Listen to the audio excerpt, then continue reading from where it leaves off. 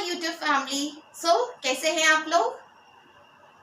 आज हम इस वीडियो में अकाउंटिंग कन्वेंशंस के बारे में पढ़ेंगे। In this video we will study about the accounting conventions which is one of the branch of accounting principles. The other branch, that is accounting concepts, we have already studied in our previous videos.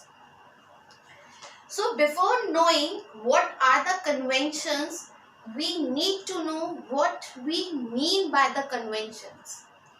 So conventions is a way that thing usually done. Conventions किसी भी काम को generally usually करने का एक तरीका होता है। जैसे आपके घर में कोई गेस्ट आते हैं तो आप उनके पैर छूते हैं। अगर आप उनके पैर नहीं छुएंगे तो वो आपके ऊपर कोई केस नहीं कर देंगे, बट वो हम जनरली करते हैं and that thing is accepted by the society also. So same वे जो हमारे अकाउंटिंग कन्वेंशंस होते हैं तो वो ऐसे कन्वेंशंस होते हैं अकाउंटिंग को एक करने का तरीका जो जनरली एक्सेप्टेबल है, जो होता है उसको एक्सेप्ट किया गया है। So these are called accounting conventions. The first we have convention of full disclosure. So according to our first convention, we have to record all the materiality things in our book of accounts. According to this convention, हमें अपने accounts में सारी materiality things को record करना होता है। और ये आपको पता है कि हर एक मटेरियल का एक अलग अकाउंट होता है and we have to record each and every materiality things that can be measure in terms of money. ये हमें पता है कि अकाउंट में वही चीज रिकॉर्ड होती है जिसको हम मनी के टर्म में मेजर कर सकते हैं। एंड दिस अकाउंट्स में भी आगे जाके ये हमारे एक्सटर्नल जो पार्टीज होती हैं, आपके क्रेडिटर्स हो गए, बैंक हो गए, उनके लिए भी हेल्पफुल होती हैं क्योंकि वो आपको लोन देते हैं, आपसे टैक्स पे करते हैं। इसलिए हमें हर मटेरियल का एक अलग अकाउंट बना के उसको पूरा इंफॉर्मेशन उसमें लिखनी चाहिए, a full disclosure. The next we have conventions of materiality. Now here we were talking about the materiality. So in this convention of materiality, as you know कि हमें हर जो हमारी मेन इम्पॉर्टेंट थिंग होती है हमारे फर्म के लिए, उसके लिए हम एक अलग उसका अकाउंट बनाते हैं। Okay, but suppose if I have a book firm and मेरी बुक फर्म पे अमिताभ बच्चन आते हैं, तो अब अगर अमिताभ बच्चन आएंगे तो मैं उनके लिए कोई चाय नाश्ता भी अरेंज करूंगी ही।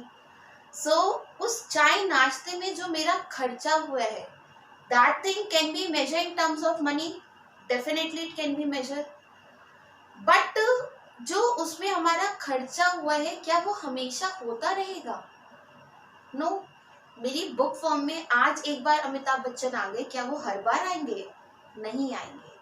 सो उसके जो एक्सपेंसेस होंगे वो इस कन्वेंशन के अकॉर्डिंग मैं एक किसी बड़े अकाउंट के संग उसको मर्ज कर दूंगी। That is not a materiality, that is not a material for my firm. So उसके जो एक्सपेंसेस होंगे मैं वो किसी बड़े अकाउंट के संग उसको मर्ज कर दूंगी and we will record only the materiality things in our accounts. Okay, so this is what convention of materiality means.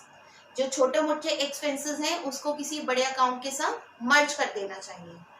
अब वो टर्म मनी के टर्म्स में मेजर हो सकते हैं तो वो रिकॉर्ड होंगे ही, और एक्सपेंसेस भी हैं, बट वो कोई इतने इम्पॉर्टेंट एक्सपेंसेस नहीं है जो हमारे यूजुअली अकर होंगे, सो उसको हम एक बड़े अकाउंट के साथ मर्ज कर देंगे। The next we have convention of consistency. Consistency means एक चीज जैसी जो कंसिस्टेंट हो। So according to this convention we have to follow a single rule while doing the calculations और while doing the accountancy. Suppose अगर मैं आज अपनी फर्म में डेप्रिसिएशन ले रही हूँ 10% की रेट से और नेक्स्ट ईयर उसको 20% कर दूंगी, सो वो हमारी कंसिस्टेंसी नहीं हुई और उसकी वजह से मेरे को आगे चल के कई चीज़ों के कंपैरिजन में भी प्रॉब्लम होगी, क्योंकि आज मेरी एक अकाउंटिंग करने का तरीका अलग है और नेक्स्ट टाइम वो एक अलग हो जाएगा। So according to this convention हमें एक रूल ही है जो फॉलो करना चाहिए for the accounting. Okay, the next we have convention of conservatism and prudence. So according to this convention, we should always arrange something for our next losses that we are going to bear it, but we should ignore the profits. Means अगर आपको आज पता चल रहा है कि आपको कल जाके किसी चीज के लिए नुकसान होने वाला है, ठीक है, जैसे आप रोड पे जा रहे हो, बिल्ली आपका रास्ता काट गई, सो आप क्या करते हो, वेट करते हो कि कोई दूसरा आके क्रॉस कर ले, या कई लोग पानी पी लेते हैं देन वो जाते हैं। सो मतलब सबके अपने बिलीव्स है। सो उसके अकॉर्डिंग क्या होता है, जब आपको पता होता है आगे चल के आपको नुकसान हो सकता है, तो आप क्या करते हो, पहले उसके लिए एक मेजर ले लेते हो कि आप वेट कर रहे हो कि दूसरा आके पहले रोड क्रॉस कर ले। क्यों? क्योंकि आगे चल के आपके साथ बुरा होगा। सेम वे जो हमारे फ्यूचर में लॉसेस होने वाले होते हैं, जो हमें पता होते हैं, उसके लिए हम मेजर्स जो है वो पहले से ही लेने लगते हैं कि अगर हमें आगे ये नुकसान हुआ, जो हम प्रिडिक्ट कर लेते हैं फ्यूचर लॉसेस, उसके लिए हम मेजर्स पहले ही ले लेते हैं। बट जो हमारे फ्यूचर में प्रॉफिट्स होने वाले होते हैं, जैसे एक पंडित जी ने आपका हाथ देखा, उन्होंने बताया भाई कल जो है आपको खूब सोना बरसेगा, जो भी होगा आप करोड़पति बन जाएंगे, तो क्या आप उसके लिए आज से ही लड्डू बांटने लगोगे? नहीं, आप वेट करोगे उसका। बट जहां फ्यूचर में लॉस हो रहा था उसके लिए आपने पहले से ही मेजर ले लिया था। So same way according to this convention we need to take the measures for the future losses, but if we have any future profits then we just ignore it. Okay, so here we are done with the accounting conventions. Let's do a quick revision. So convention of full disclosure, we have to make a separate account of all the materiality things.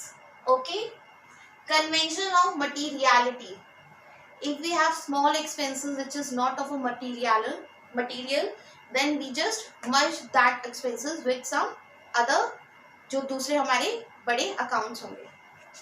Convention of consistency, we should always follow a consistent rule for the accounting, we should not keep changing it. Next is convention of conservatism and prudence. So according to this we need to take the measures for the future losses but ignore the future profits. So if you have understood all the conventions, give a big thumbs up and don't forget to subscribe my channel.